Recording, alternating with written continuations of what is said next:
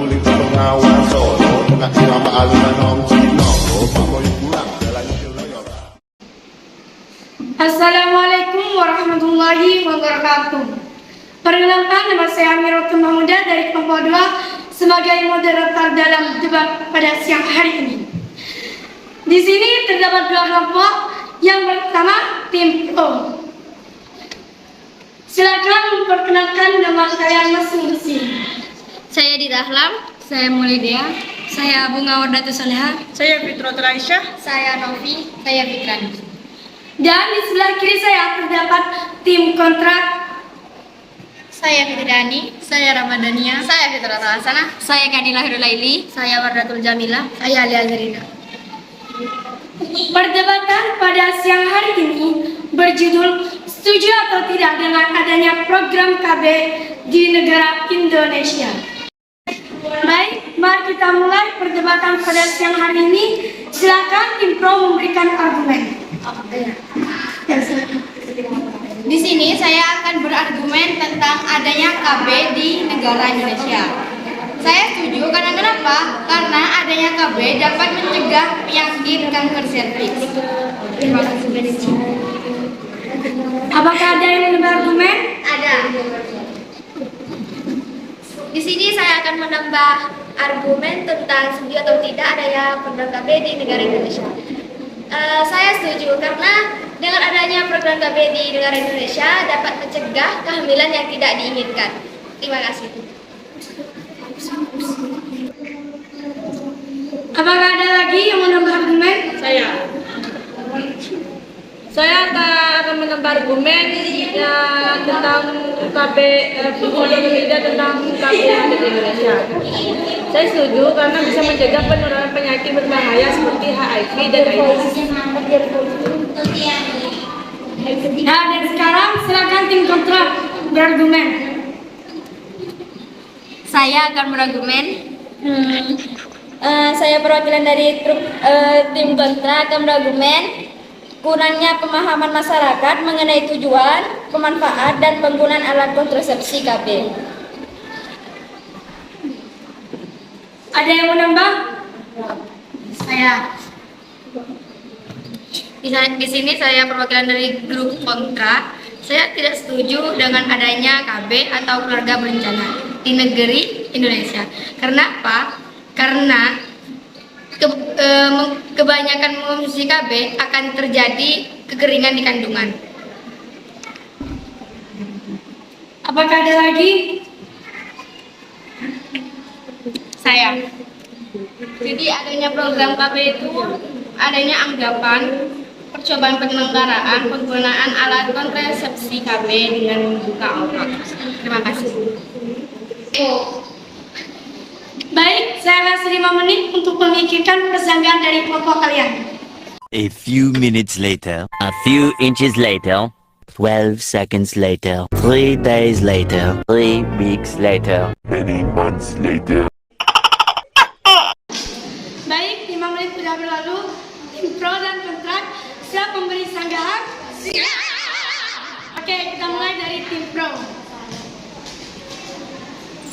Berdirinya saya di sini perwakilan dari grup pro untuk menyanggah argumen dari Alia Azarina. Jadi gini, Mbak, KB itu dari pemerintah udah mendapatkan surat izin untuk dikonsumsi. Malah KB itu anjuran langsung dari pemerintah. Jadi nggak mungkin lah pemerintah mau menyalakai kesehatan masyarakatnya sendiri. Baik buruknya KB juga tergantung dari diri kita sendiri sih.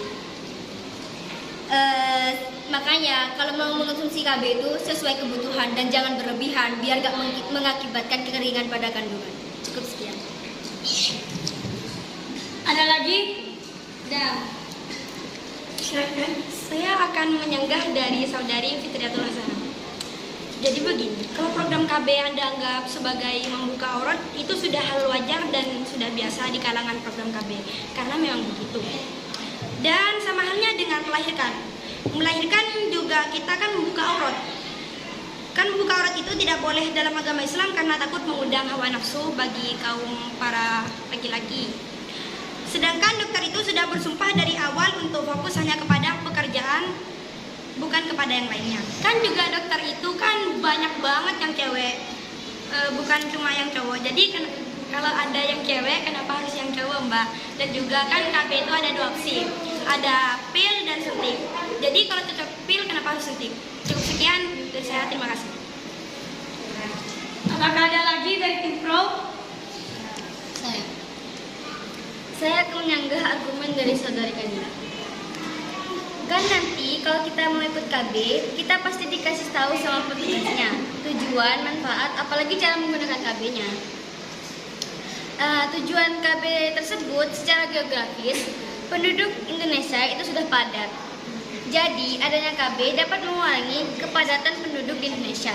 Kepadatan penduduk di suatu daerah itu berdampak pada daerah tersebut, entah itu dalam ekonomi, sosialisasi, atau dana biaya yang dikeluarkan. Sekian, terima kasih. Lanjut, tim kontra ngasih sanggahan dari tim pro.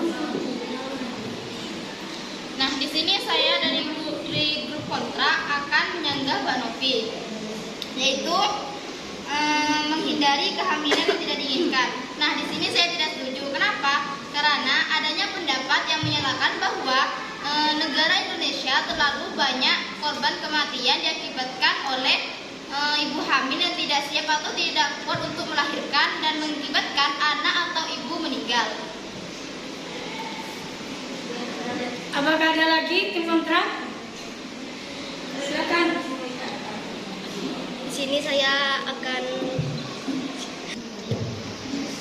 saya akan menyanggah dari saudari Aisyah. Jadi gini, kita juga dapat mencegah penularan penyakit dengan pola hidup yang sehat dan bersih, seperti mengonsumsi makanan bergizi dan protein yang cukup dan selalu hidup bersih. Sekian, terima kasih. Ada lagi?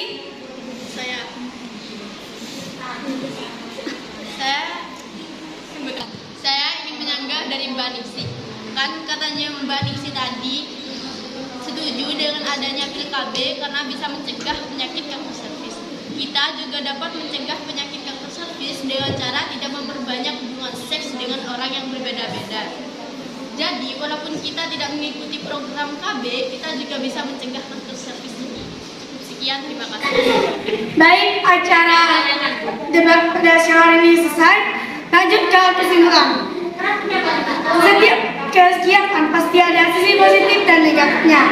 Dilihat dari sisi positif, bisa mengurangi populasi penduduk masyarakat Indonesia yang padat ini.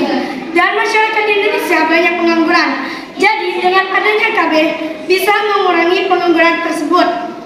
Dan dilihat dari sisi negatifnya, itu jika terlalu sering mengonsumsi penggunaan KB bisa menyebabkan kering rahim. Dan jika tidak cocok dengan KB dapat menambah berat badan yang tidak sehat. Cukup sekian perdebatan siang hari ini. Saya Aminatul Maudah dan Assalamualaikum warahmatullahi wabarakatuh.